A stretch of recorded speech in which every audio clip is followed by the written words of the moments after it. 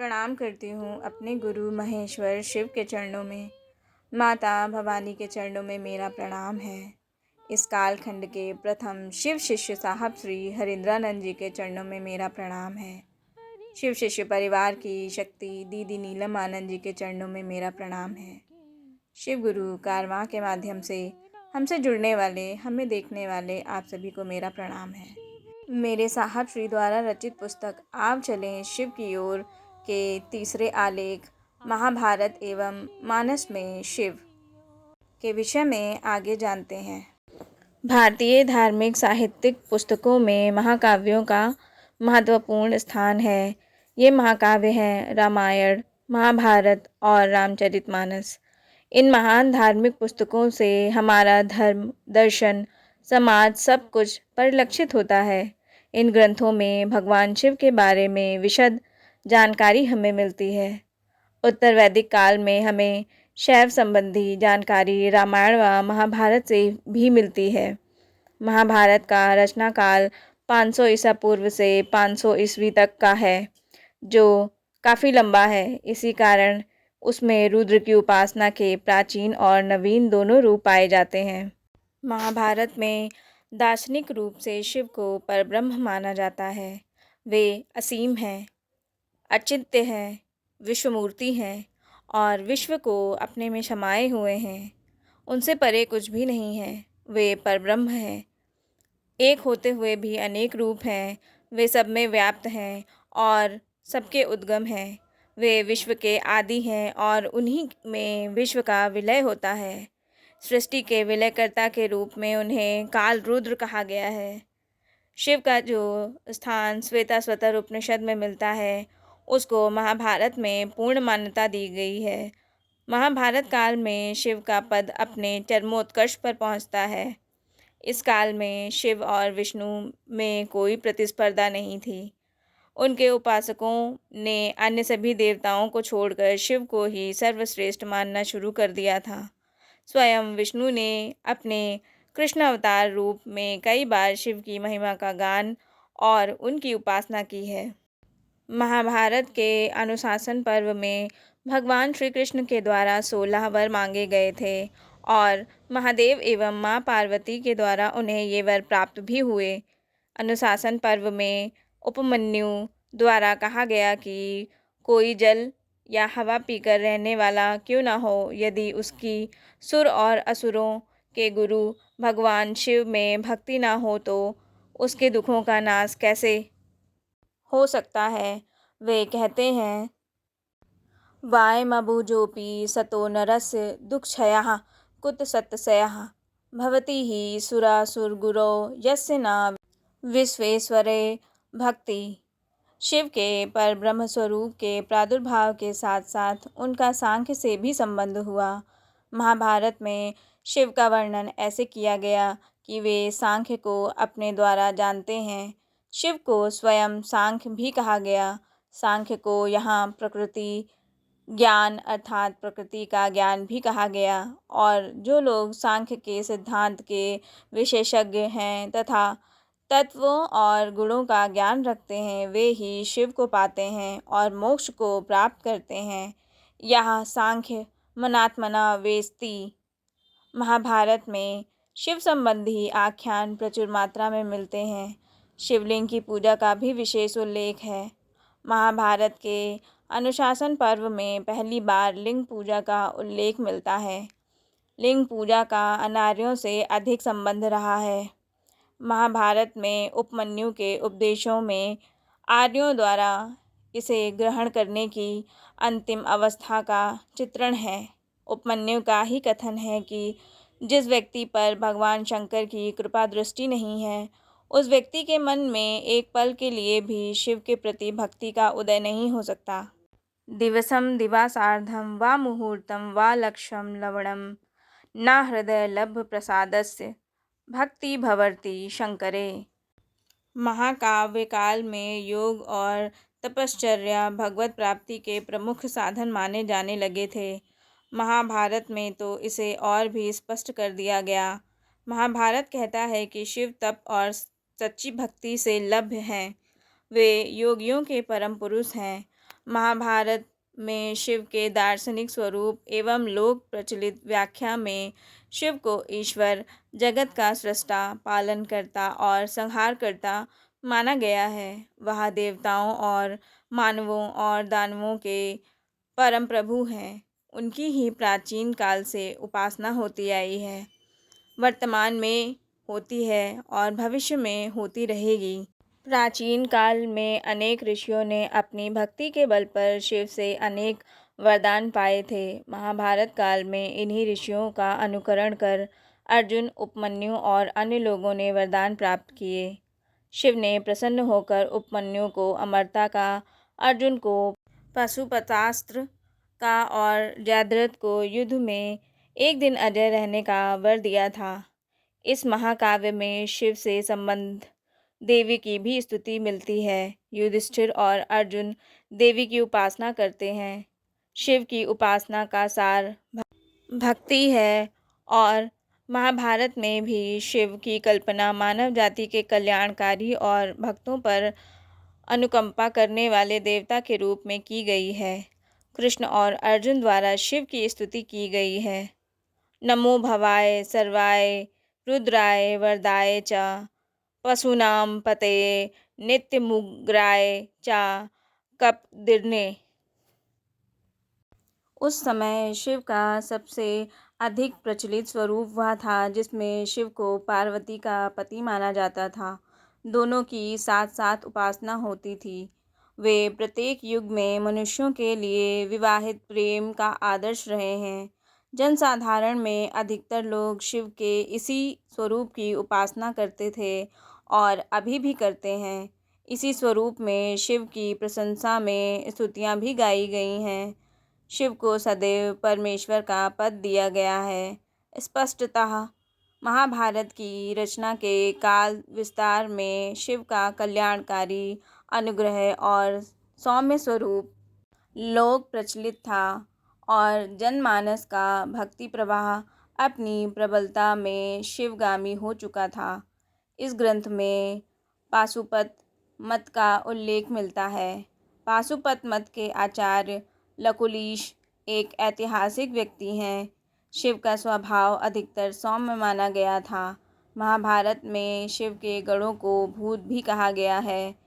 महाभारत के कर्ण पर्व में उन्हें देवताओं के शत्रुओं का संहार करने वाला भी कहा गया है। पिनाक नाम का उनका धनुष और शूल नामक वज्र उनके प्रिय अस्त्र हैं। इसी कारण उन्हें प्रवरा मुग्धमूर्धि भी कहा जाता है। उनकी शक्ति का कोई मुकाबला नहीं कर सकता। कुछ वर्गों में शिव की कल्पना कपालिक के रूप में भी की गई है। अश्वत्थामा ने सब ओर से हताश होकर शिव की आराधना की थी। महाभारत में अश्वत्थामा के शिव भक्त होने का उल्लेख मिलता है।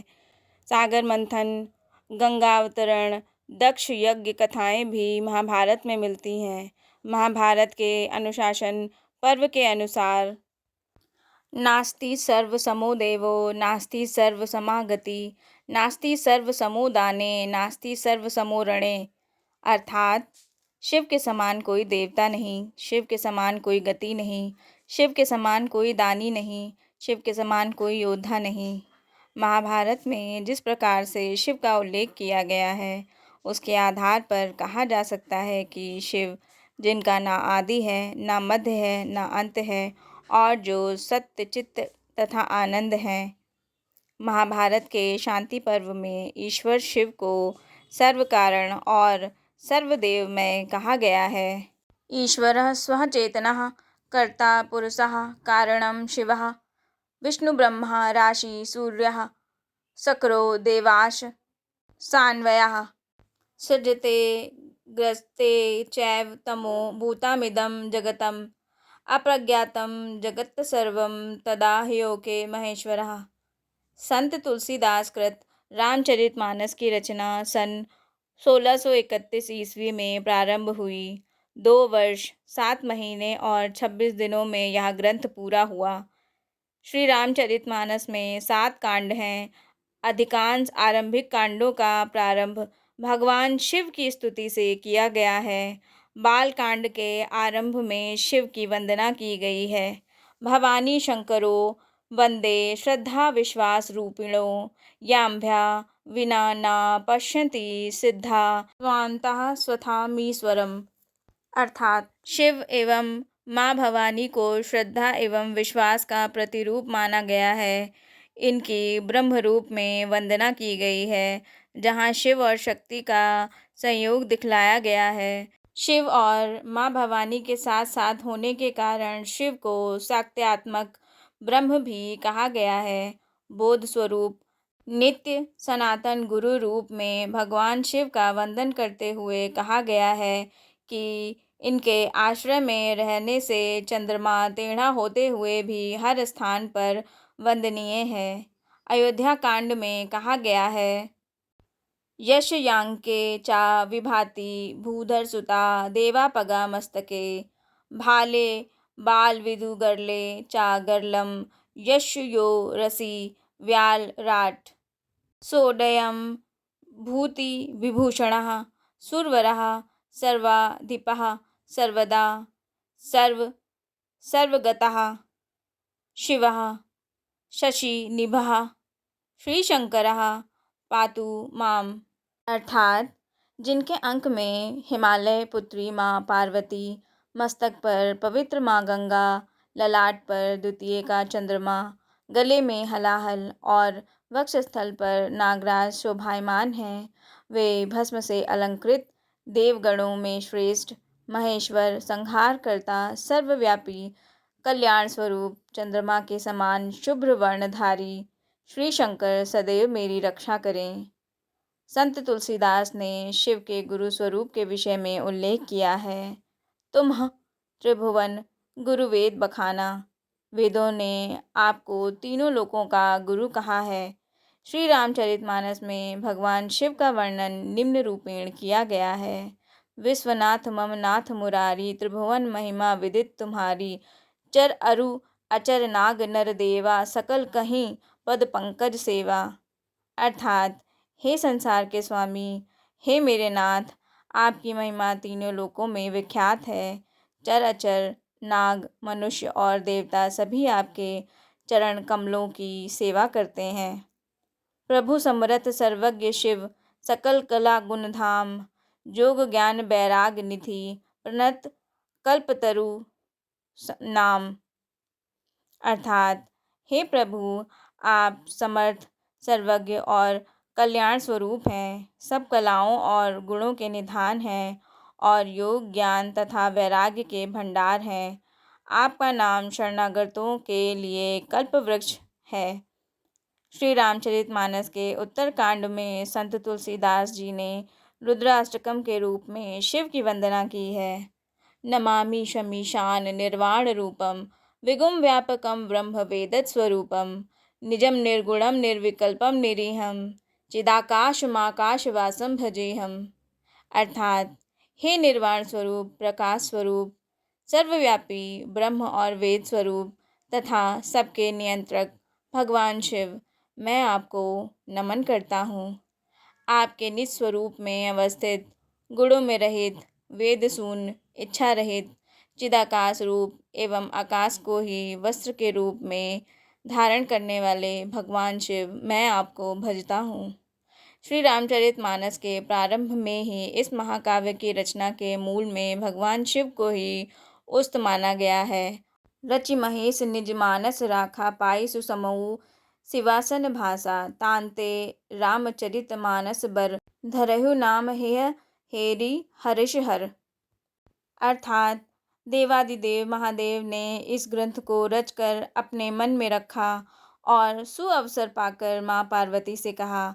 महादेव ने प्रसन्न होकर श्री रामचरितमानस का नामकरण किया। महाभारत और मानस दोनों महाकाव्यों में शिव का व्यापक रूप में उल्लेख मिलता है। शिव के गुरु स्वरूप से भी दोनों महाकाव्य अछूते नहीं हैं। अखंड मंडलाकारं व्याप्तं येन चराचरं तत्पदं दर्शितं येन तस्मै श्री गुरवे नमः। अज्ञानतिमिरान्धस्य ज्ञानाञ्जनशलाकया चक्षुरुन्मीलितं येन तस्मै श्री गुरवे नमः। गुरुर्ब्रह्मा गुरुर्विष्णु गुरुर्देवो महेश्वरः गुरुरेव परम ब्रह्म तस्मै श्री गुरुवे नमः। अर्थात जो विश्व मूर्ति हैं, संपूर्ण चराचर जगत में व्याप्त हैं, उनके चरण कमल की ओर अग्रसर करने वाले श्री गुरु को प्रणाम है। जो अज्ञान रूपी अंधकार में ज्ञान की शलाका से आँखों का उन्मीलन करते हैं, ऐसे सद्गुरु को प्रणाम है। गुरु ब्रह्मा हैं और विष्णु हैं, यानी ब्रह्मा विष्णु की शक्तियाँ धारित करते हैं और जो साक्षात परब्रह्म एवं महेश्वर हैं, ऐसे सद्गुरु को प्रणाम है। चाहे विश्व की प्राचीनतम सभ्यता सिंधु सभ्यता हो या वैदिक काल, चाहे महाकाव्य महाभारत और मानस का युग हो, शिव सदैव से मानव कल्याण के लिए पूजित हैं, पूजित थे और पूजित रहेंगे। शिव के गुरु स्वरूप का उल्लेख भी मानस और महाभारत में मिलता है। हमारे ग्रंथ इस बात का प्रमाण है कि शिव गुरुओं के गुरु हैं, सद्गुरुओं के गुरु हैं। गुरु शिष्य परंपरा की शुरुआत शिव से हुई थी। वीडियो में यदि कोई त्रुटि हो गई हो तो उसके लिए मैं क्षमा प्रार्थी हूँ। इस वीडियो को लाइक करें, शेयर करें और हमारे चैनल शिव गुरु कारवां को सब्सक्राइब करें, जिससे मेरे महादेव, मेरे साहब श्री की बात दूर दूर तक लोगों तक पहुंच सके, लोग शिव की ओर चल सकें। मिलते हैं अगली वीडियो में। आप सभी को मेरा प्रणाम।